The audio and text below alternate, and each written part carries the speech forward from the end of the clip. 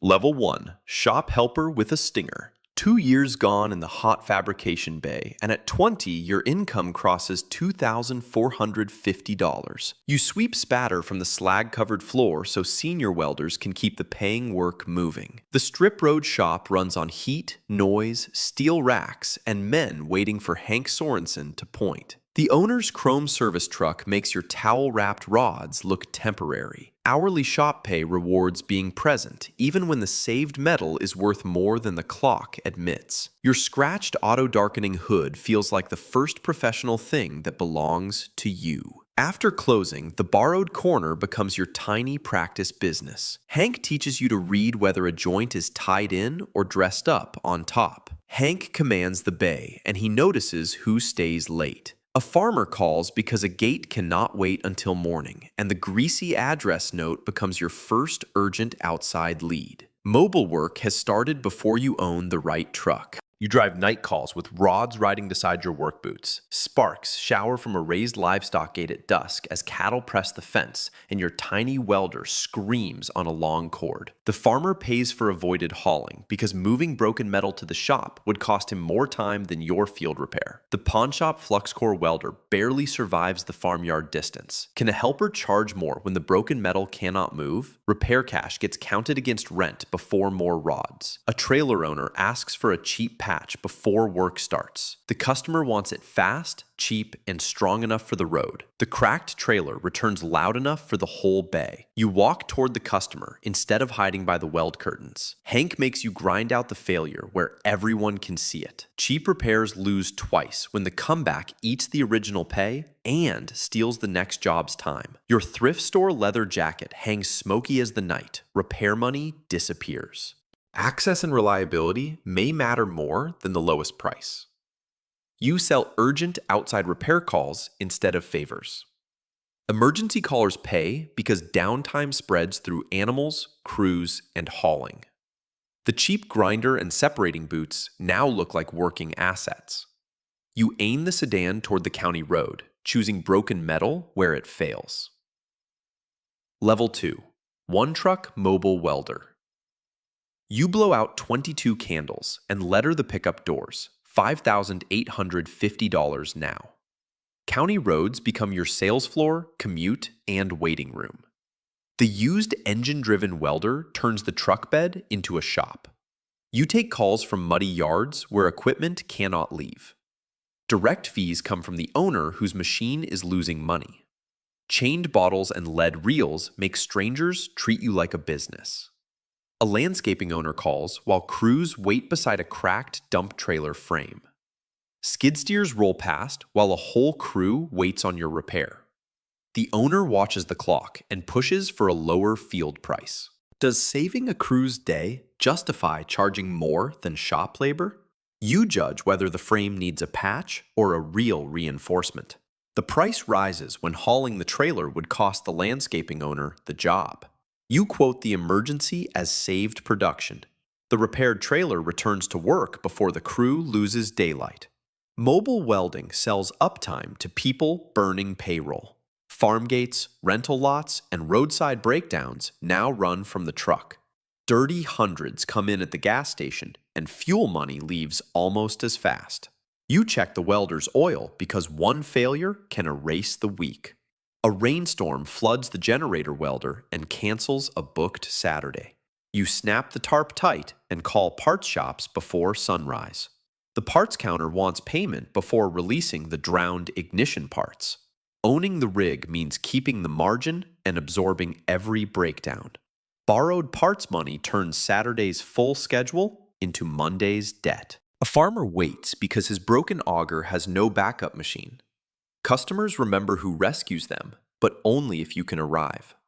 You save for backup capacity after good weeks. The better hood and magnetic squares mark a business becoming less makeshift. Certified rig welders at the auction make your truck look underbuilt. The pickup becomes your shop, but your hands remain the bottleneck. Level 3, Certified Rig Welder. You cross into 25, and $13,900 crosses with you. Pipeline yards replace county driveways with gates, badges, and weld tests. Your upgraded rig carries a compressor, toolboxes, pipe stands, and inspection gear. Motel lots and cab seats become the price of catching outage calls. Certified jobs pay day rates because permission comes before production. You take a coupon test before anyone lets you near the pipe. The foreman's urgency tells you how to name the emergency rate. Does the same arc pay triple inside an inspected shutdown?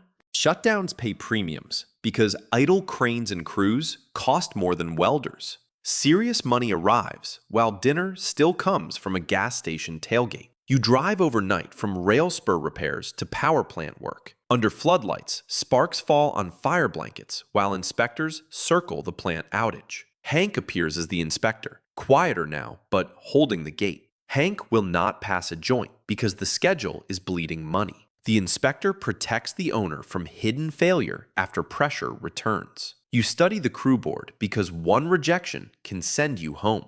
The emergency pipe repair puts you beside men with richer rigs. You choose speed only where the inspection risk will still pass. An X-ray rejects one weld and your name goes public. You step into the crew lane and ask to cut it out yourself. Hank marks the flaw without shouting, and the lesson costs real money. A failed joint burns your time, their shutdown window, and your reputation. Per diem covers the motel, not the name posted beside failure. The site foreman questions whether you belong on the next critical weld. You take the retest instead of chasing easier field repairs. Certification sells inspected trust more than heat on metal. Per diem and premium rates reward mobility, proof, and accepted risk. Fire-resistant clothing and calibrated tools move you into industrial company. Contractors hire crews instead of selling only their own welds. A foreman calls you back because the repaired line held pressure. You hold the accepted weld in inspection light, knowing trust, speed, and certification multiply the same arc. Level 4, Emergency Repair Operator. Hank finally calls you boss at 29, $21,700. Breakdown calls reach you from plants, depots, yards, and rental lots. Branded shirts make customers receive you as a company instead of a helper. Emergency customers pay because stopped machines burn money faster than welds. Construction superintendents start saving your number for ugly hours. You judge whether broken steel needs reinforcement instead of a patch. Hank calls after a botched food plant repair threatens production. Hank demands proof before trusting a young contractor near food lines. Plant work pays more because contamination delays can dwarf repair bills. You take the call out and send your helper ahead for clean consumables. A loaded quarry conveyor stops while loaders idle and managers count stranded tons. Nights run like triage from one crisis to the next. Managers call you the welding company, but the phone stays on your pillow. The truck earns only when stocked before the call arrives. Mornings disappear into restocking, invoicing, and repairing your own rig. Missed calls get checked before your boots hit the floor. Municipal dispatch wants a snowplow frame repaired before the storm shift. Can premium rates hold if you cannot bring help tonight?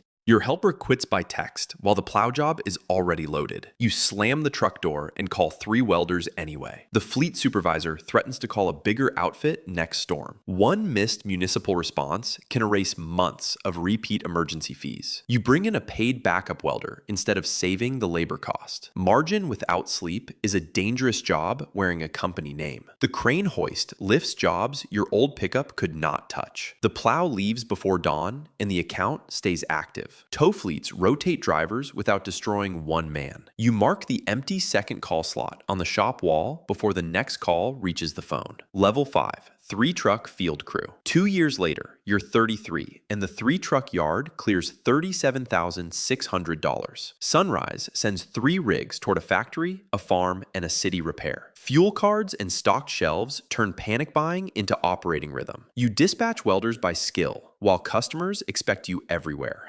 Ownership income comes from each truck hour, crew labor, recurring accounts, and marked up material. The careful welder goes to stainless, and the fast one goes to farm iron. A factory manager blames your logo for another welder's ugly repair. You drive to the account before blame turns into lost work. Recurring accounts pay for reliability, so rework costs reputation and margin. Your logo spans truck doors while grease still covers your own sleeves. The newest hire runs a machine low and stalls a job. Evenings become callbacks, coaching, and fixing damage you did not cause. The yard becomes a real base instead of a parked truck. Bulk steel buys margin only when crews use it cleanly. A state inspector walks straight to the cylinder cage. Can 3 earning trucks survive if the yard itself gets shut? Unsecured gas cylinders and missing firewatch rules threaten a shutdown.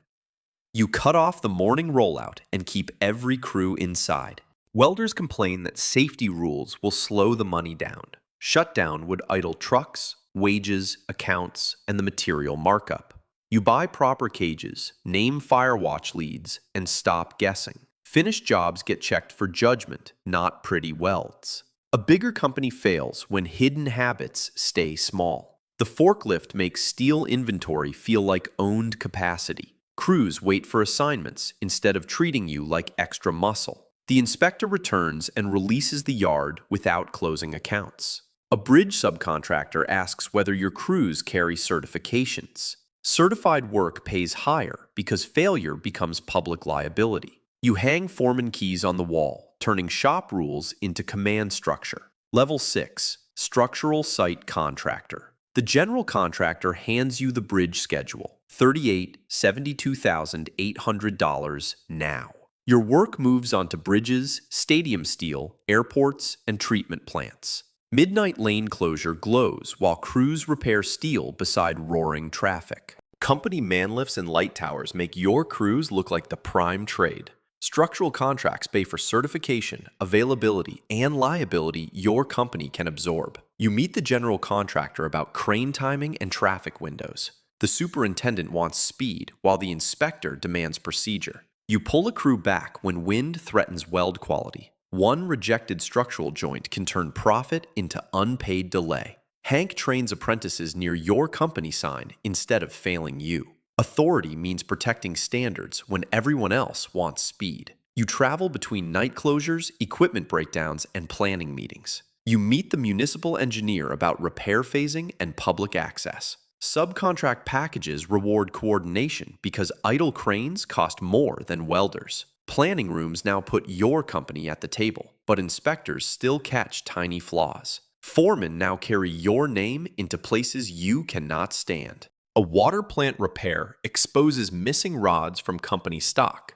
Can you scale if crews lose trust along with tools and apprentices? You call job leads directly before rumors reach your biggest accounts. A trusted foreman runs side jobs with company gear and recruits 2 welders. You drive to the side job and confront the crew in daylight. The foreman says good welders should take what they can. Stolen material is small. Stolen trust threatens every certified contract. You separate crew leadership, inventory control, and apprenticeship paths immediately. Younger welders stay when Hank backs the new training ladder. Payroll now includes foremen and apprentices instead of loose hired hands. 6 rigs stage by bridge lights like a moving steel army. Command layers protect margin by making quality repeat without you everywhere. Crews answer problems on the radios before anyone asks for you. A public works bidder asks whether you can cover multiple counties. You divide the crew command board before the next contract tests the whole company. Level 7. Regional Shutdown Specialist. By the first regional shutdown, you're 45. Your income crosses $156,500. 12 rigs line the shutdown fence before the production line wakes. Crews cross state borders while plant chiefs wait beside silent equipment. Stocked containers and company fuel tanks turn emergency work into controlled deployment. Plants pay you because downtime costs more than premium field repair. You walk catwalks with maintenance chiefs and assign crews by failure risk. Machine sound alone tells you which shutdown call can wait. Million-dollar contracts move around a man who still hears damaged bearings from a distance.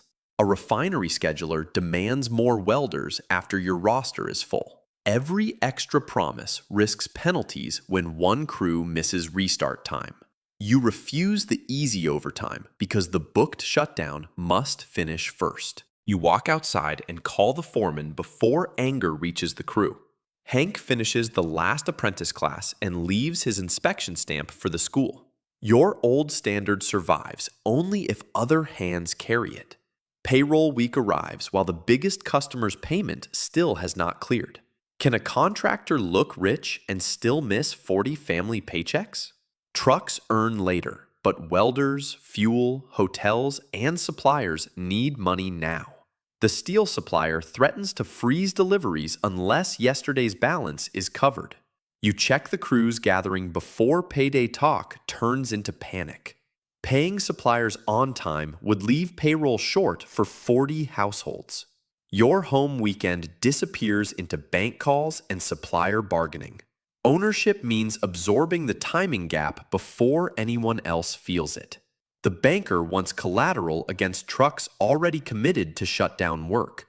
You pledge equipment, pay families first, and slow non-essential purchases. Growth can fail from cash timing, even with customers waiting. The yard looks powerful, but every asset now carries someone's paycheck. Night crews roll toward mills, while dispatchers reroute calls around payroll reality. Larger fleets survive delays by owning deeper systems. You lock the payroll-funded yard, carrying its responsibility before chasing more work. Level 8. Fleet owner of critical steel. The county supervisor slides you the deal at the 40-rig welding yard, $392,000 on the table. Storm-damaged counties send trucks, gates, brackets, and crews through your yard. Cranes, machine bays, and branded gear make customers treat the company as unavoidable. Emergency trucks leave for bridges, farms, utilities, and city infrastructure. Retainers pay for readiness before the emergency call ever comes. You walk the yard greeting foremen and matching jobs to certified crews. The lead instructor handles apprentices while you judge whether crews carry standards.